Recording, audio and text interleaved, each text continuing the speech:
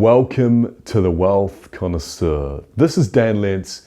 Recently we've relocated from New Zealand to Romania, and we're living in an area called Moldova, and this area is a very special area because there was a king that lived here in the 1500s called Stefan the Great, or Stefan cel Mare, and this gentleman is still revered to this very day.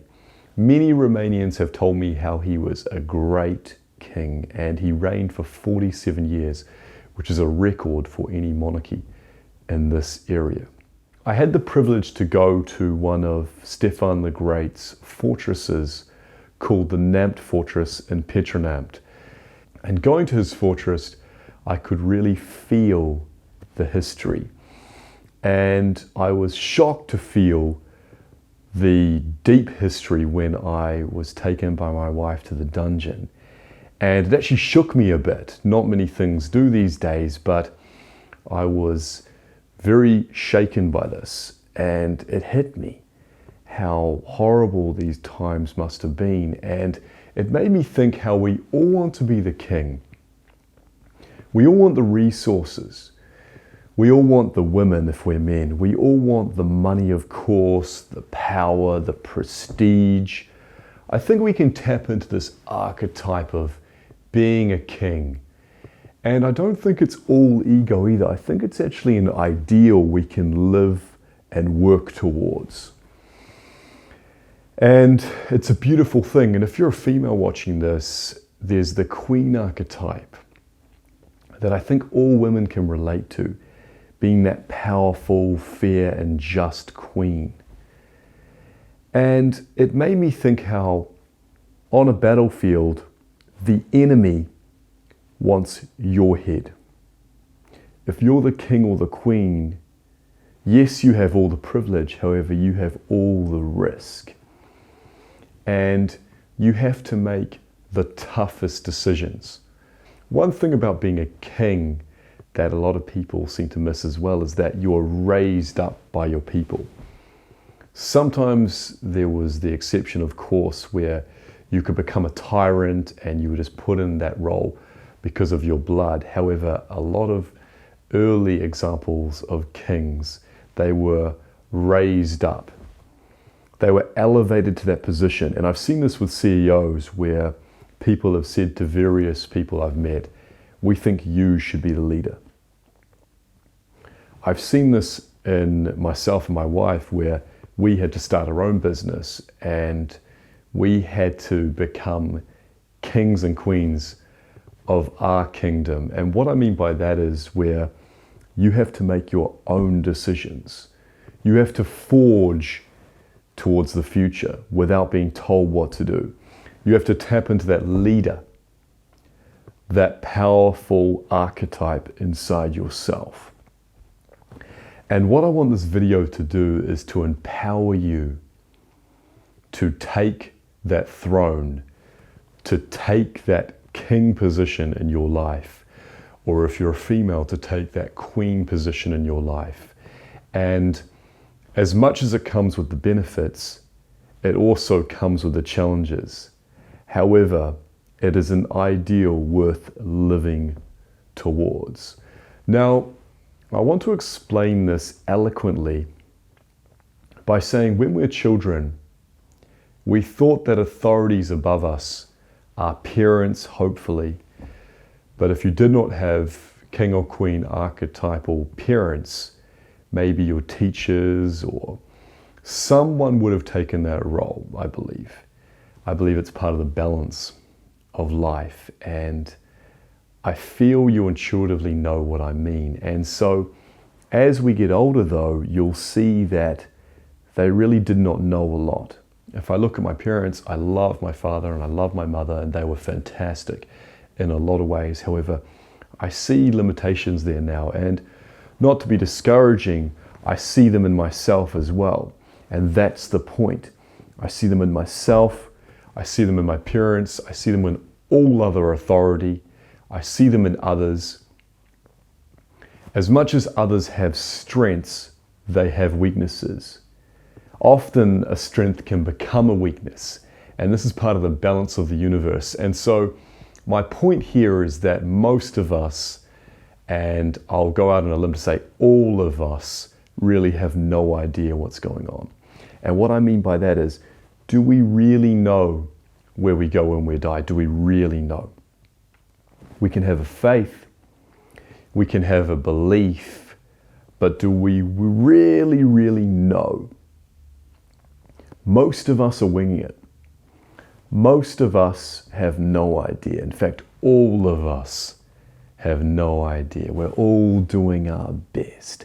And this is the beauty. If you can have more conviction than others, you can take that leadership role. If you can have more certainty than others, you can take that king position.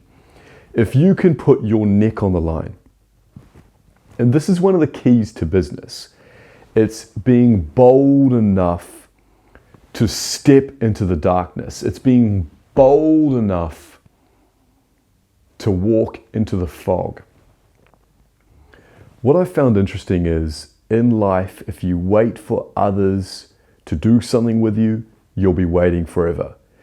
In life, if you wait for someone else to tell you what to do, you're part of their kingdom, which is fine. However, if you truly want to be a leader and you truly want to direct your life, you need to become the king or the queen for yourself. And this is a beautiful, beautiful thing. And no one's going to knight you with this. No one's going to give you this position. It needs to be taken. It needs to be self-directed. And it's a very, very beautiful place to be when you can step into the throne and be the king of your own life. If I look at working out, for example, I decided to start working out. Now, I remember a year went by and some friends came along with me. My wife started to go to the gym with me.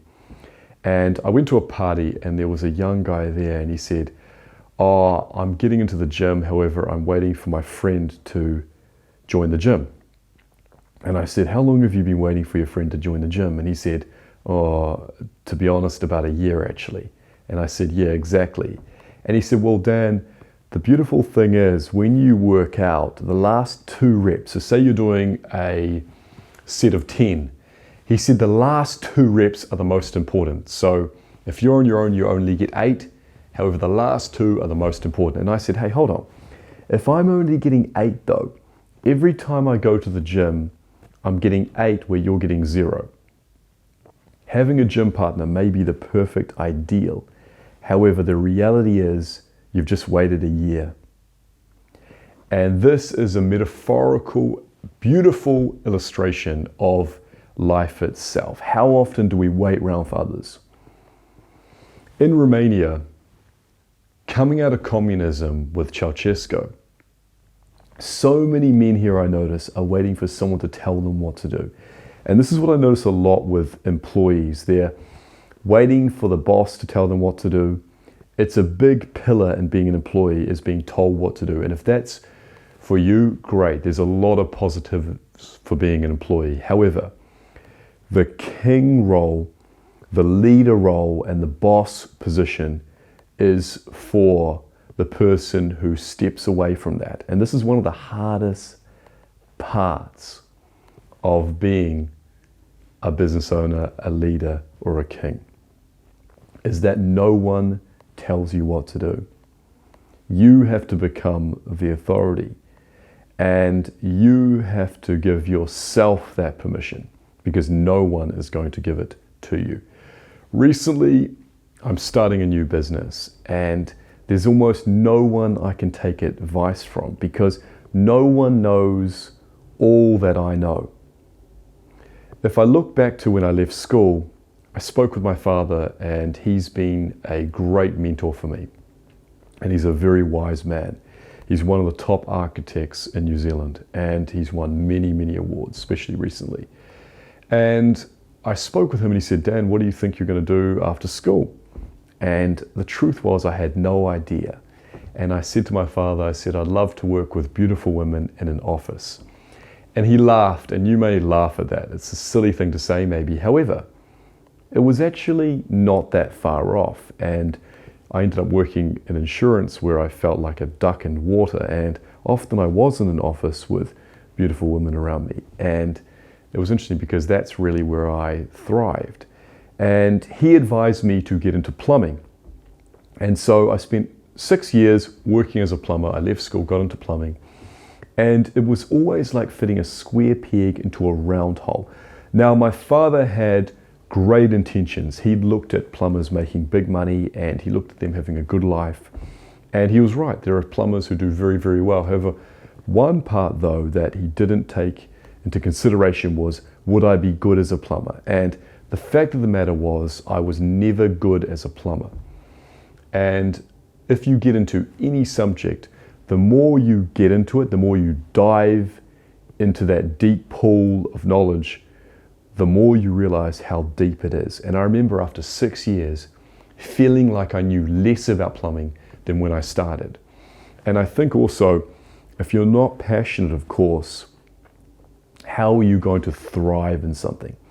If you're not passionate, but also if you're not naturally good. And this is the key, is knowing what you're good at and knowing what you're weak at.